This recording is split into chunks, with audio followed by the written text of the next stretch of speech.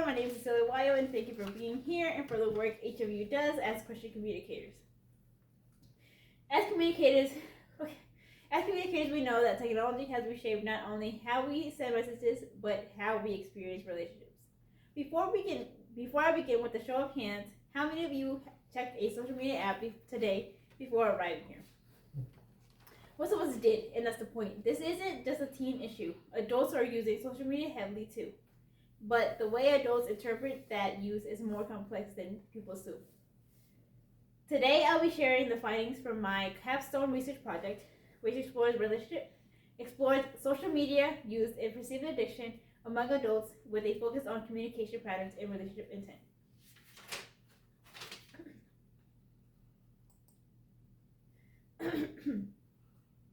A lot of research focused on adolescents and college students, but adult populations are underexamined. Even though adults use these platforms constantly for work, relationship, and identity. The purpose of this study was to explore the relationship between time spent on social media and perceived addiction, while also considering how age and usage motives influence that experience. The thesis is that while increased social media use is associated with higher perceived addiction, how people use social media matters just as much as how they use it in their daily lives. In particular, more relational and goal-oriented use appears to be less harmful than passive or comparison-driven engagement. This matters deeply for Christian communicators because our calling is not only to communicate effectively, but ethically and relationally.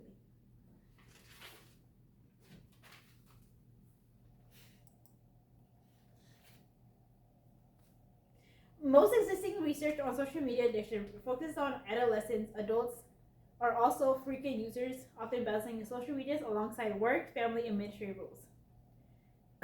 Communication research reminds us that meaning is shaped by context, attention, and relationships. Recent research from the Pew Research Center shows that nearly half of teenagers now believe social media has a negative effect on people their age, highlighting concerns around comparison, anxiety, and emotional strain. And we all know that if teenagers notice how social media has negatively affected on people, then it is bad. Adults often use social media differently than younger users, which may influence how addiction is perceived. Here's the main takeaway I want you to hold on today. Even though adults report time-intensive social media use, most do not identify themselves as addicted. Instead, emotional engagement, communication behaviors, and demographics like age and gender help explain who experiences social media as harmful or controlling.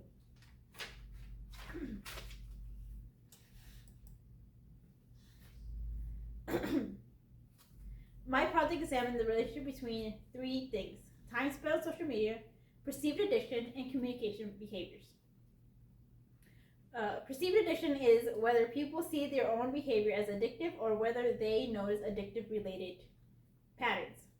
Communication behaviors such as messaging, posting, and distraction during face-to-face interaction in communication is not just how long you communicate, it's also what is social media doing to your relationship, your attention, and your emotional life. This study used a quantum research design with 50 participants. The survey included demographic questions, Likert scale items, and open-ended reflection questions.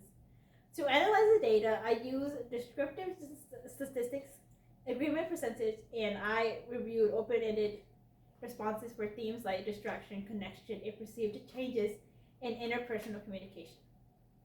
The goal was not to diagnose an addiction clinically, but to understand how people perceive their own relationship with social media. As Baxter and Babby explains, when studying abstract concepts like addiction or satisfaction, clear operational definitions are essential for reliability and validity. Using established measurements practices help ensure the data reflected meaningful communication patterns rather than isolated opinions.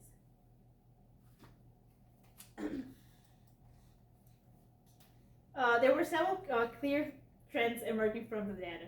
First, increased social media use was associated with higher perceived addiction. Second, age differences were significant in how participants described their experiences. Third type of use mattered. Passive scrolling and comparison-based were used to link higher addiction, while relational communication was not. This chart illustrates the relationship between daily time spent on social media and perceived addiction levels. As you can see, perceived addiction increases steadily as usage time increases. However, the relationship is not perfectly linear, suggesting that other factors such as motivation and emotional context play an important role. Let me better explain its findings.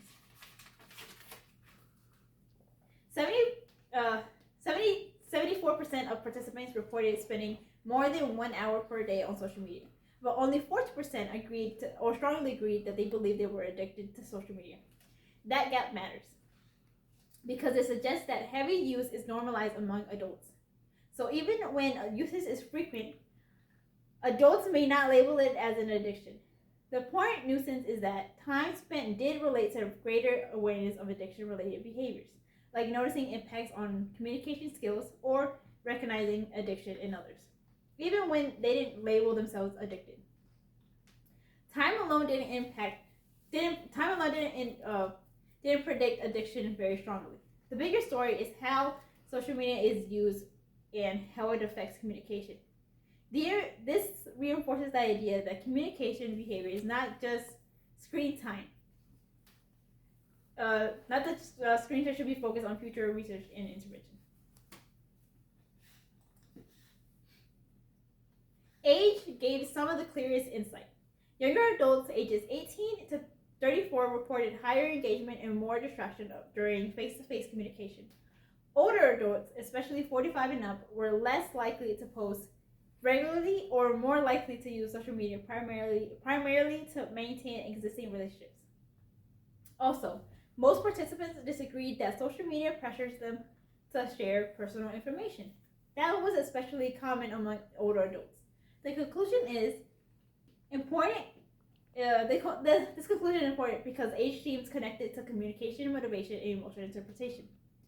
Older adults intend to use it more purposefully and less controlled by it, while younger adults appear more vulnerable to distraction and communication interference. Next, gender. The data showed differences in communication behaviors even if addiction rates were similar. Female participants were more likely to use social media for relational communications, like direct messaging or maintaining connections. Self-reported addiction didn't differ by gender, but women showed slightly higher agreement or neutrality on items related to emotional impact and communication influence.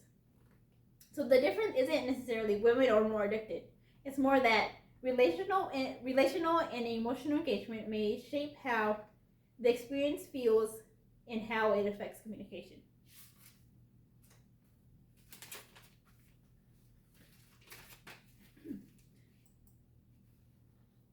From a Christian communication perspective, these findings invite reflection. Schultz reminds us that our vocation is not just about efficiency or visibility, but about faithful stewardship. If communication begins to distort identity, damage relationships, or reduce human presence, then ethical responsibility requires us to respond. As communicators, educators, counselors, and leaders, we are called to help people use technology in ways that support dignity, relationships, and care, not dependency or comparison. This research does not argue for abandoning technology, but for wisdom in how we engage in it.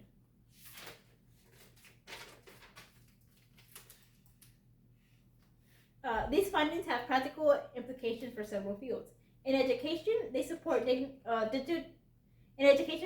digital literacy efforts that emphasize relational health rather than restriction alone. In counseling, they highlight the importance of addressing comparison-based communication patterns and unmet relational needs. And ministry, These findings encourage intentional relationship-centered media use that supports community rather than competition. In organizations, they support the development of healthy communication norms online. Rather than promoting abstinence, this research supports mindful relational engagement.